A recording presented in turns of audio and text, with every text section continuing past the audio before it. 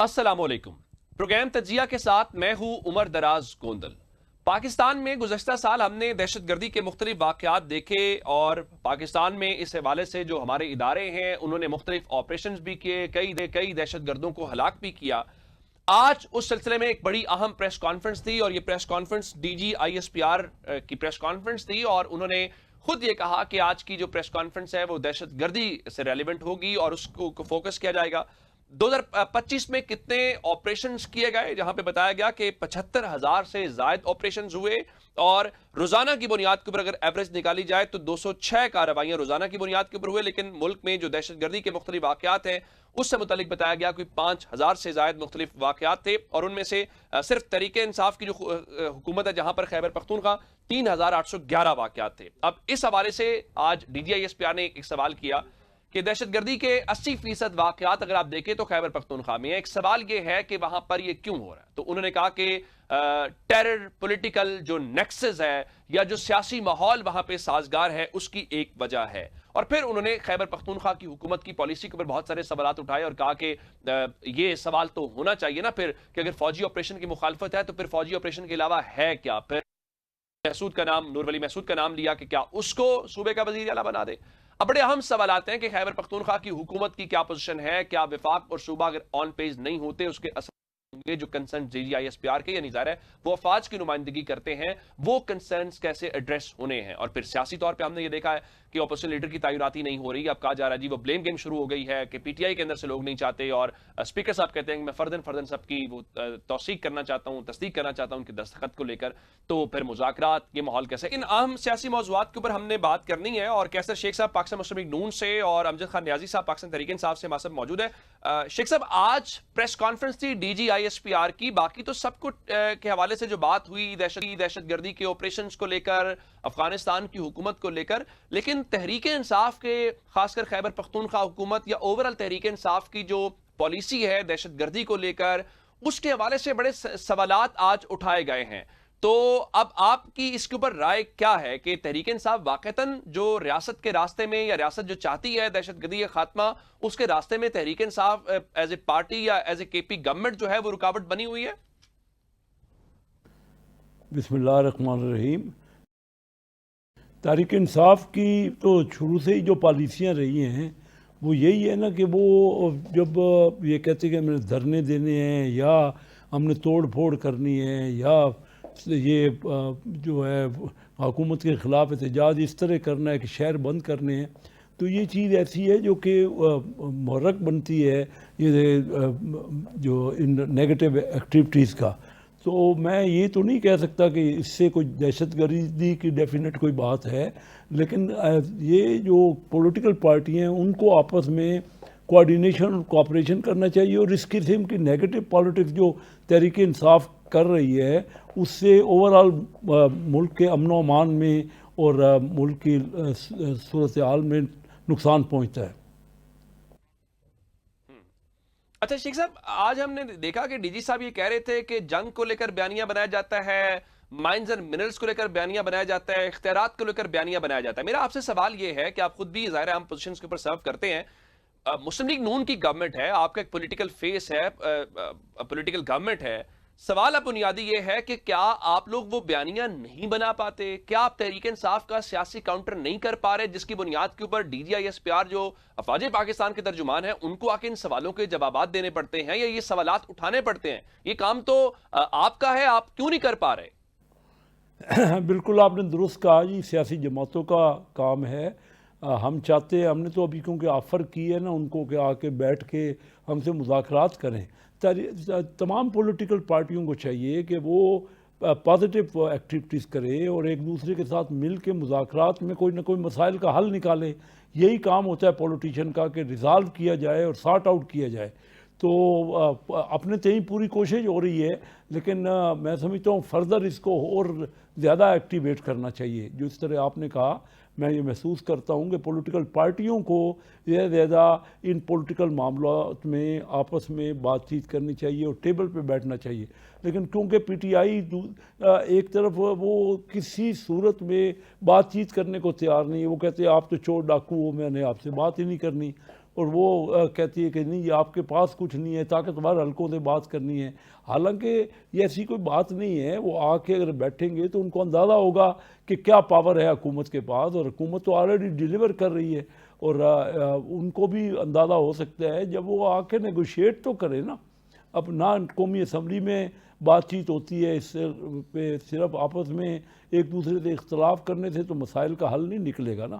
ان کو بیٹھنا پڑے گا، اور ان کے ساتھ ہم ہمیشہ رہے ہیں کہ اگر کوئی پازیٹیو ایکٹیویٹی ملکی مفاد میں یا لوگوں کے مفاد میں یا سلطنت کے مفاد میں، ریاست کے مفاد میں کوئی بات کرنی ہے تو ضرور کریں اور آ کے بیٹھیں. اب اگر وہ اچھا بار بار ایک سوال. اسٹیبلشمنٹ کے خلاف بات کریں گے تو اسٹیبلشمنٹ کو تو اس کا کوئی نہ کوئی آئی ایس پی آر کو جواب دینا پڑے گا نا، جس طرح وہ سارے ہر وقت ان کو نشانہ بنا رہے ہیں. یوں لگ رہا ہے کہ ریاست تو یکسو ہے دہشت گردی کے خلاف جنگ کو لے کر، بہت سارے معاملات کو لے کے، کہیں نہ کہیں تحریک انصاف یا تو کنفیوزڈ ہے یا ریاست کے راستے میں کوئی رکاوٹ کھڑی کر رہی ہے. عمر دراز، پہلی بات تو یہ ہے کہ پاکستان تحریک انصاف کنفیوز نہیں ہے. پاکستان تحریک ٹھیک. انصاف اور ہمارا جو ویژن ہے، میں آپ کو ایک بڑی کھلی اس میں بتا دوں. ہم سمجھتے ہیں کہ یہ پاکستان ہے تو ہم ہیں، پاکستان کا وجود ہے تو ہم ہیں. پاکستان کی فوج، خان نے کہا کہ مجھ سے زیادہ اہم ہے، تو اس سے بڑی بات کیا ہے؟ دوسری بات یہ ہے کہ دہشت گردی جو ہے، یہ جن جو ہے، اس کے خاتمے کے لیے ہو سکتا ہے ہمارا مطمع نظر تھوڑا سا کہ آپریشن کس طرح کیا جائے. فوج کچھ اور انداز میں چاہ رہی ہو کے پی کے اندر، وہاں کی جو کے پی کی لیڈرشپ ہے اس میں اف اینڈ بٹس کا کوئی جو ہے وہ ہو جائے. ادروائز دہشت گرد ہو یا دہشت گردی ہو، کوئی کمپرومائز نہیں ہے. پاکستان کی ساورنٹی پہ کوئی کمپرومائز نہیں ہے. پاکستان کے دفاع کے اوپر کوئی کمپرومائز نہیں ہے، کیونکہ پاکستان سب کا سانجا ہے. پاکستان، جیسے میں نے پہلے کہا کہ پاکستان کے ساتھ ہمارا جینا مرنا ہے. پاکستان کے اندر ہم وہ سرمایہ لانے والے لوگ ہیں جو پاکستان کے لیے کھڑے ہیں. ہم ان لوگوں میں سے نہیں ہیں جو یہاں سے این آر او لے کے پاکستان سے باہر اپنا پیسہ بھی شفٹ کرتے ہیں.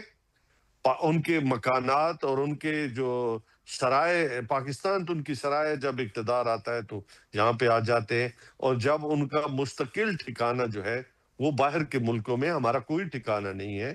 آپ دیکھ لیں کہ یہاں پہ ہم مختلف کیسز ہیں، ہم بھگت رہے ہیں، ڈیلی بیسس پہ بھگت رہے ہیں.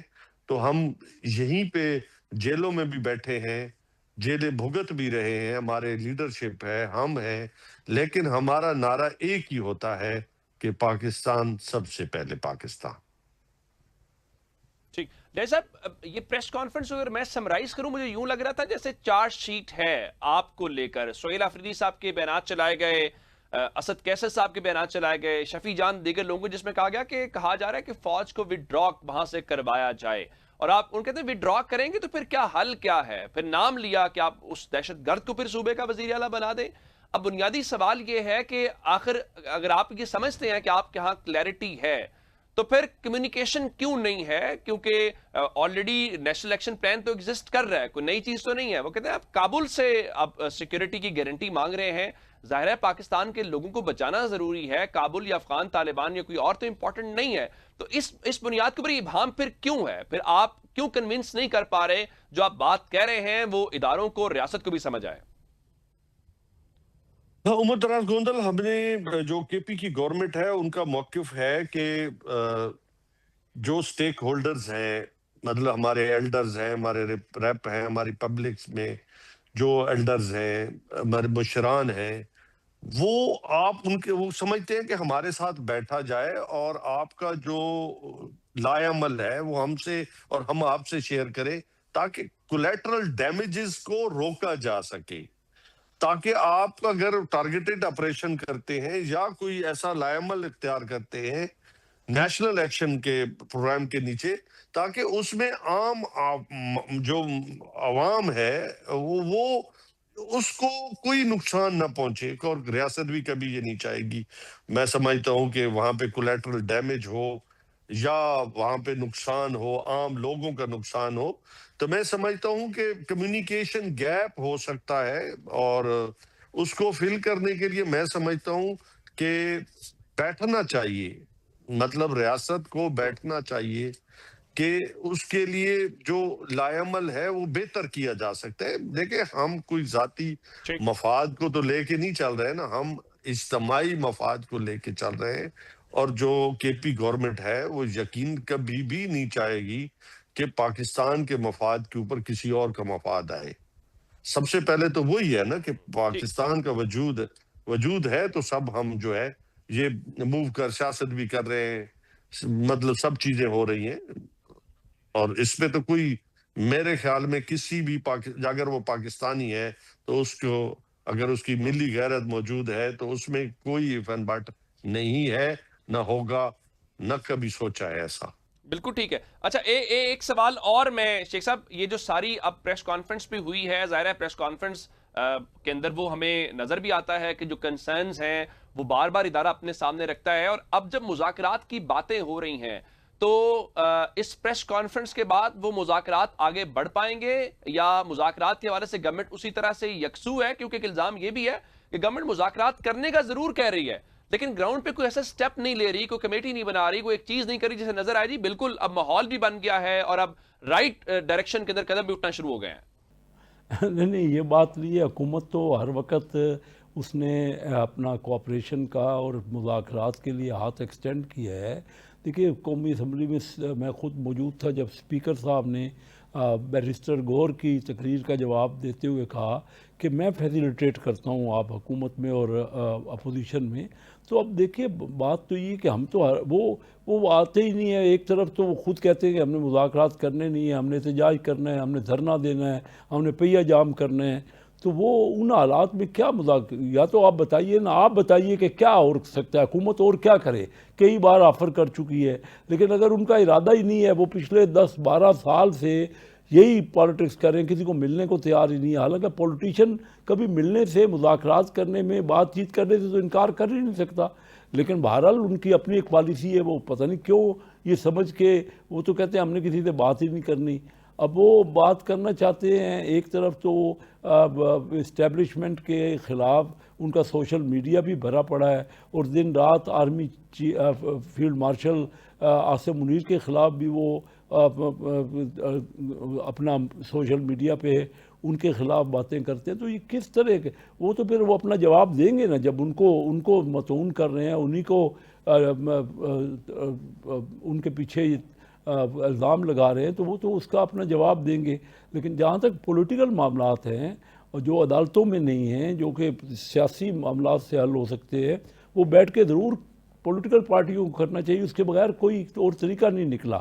آپ بتائیے کہ کیا اور ہو سکتا ہے جب سیاسی لوگ آپس میں نہیں بیٹھیں گے اور یہی کہیں گے کہ ہم نے بات ہی نہیں کرنی، تو پھر تو وہ ہٹ دھرمی ہے، اور اس کا کیا نتیجہ نکلے گا؟ اس سے تو ان کو نقصان پہنچ رہا ہے.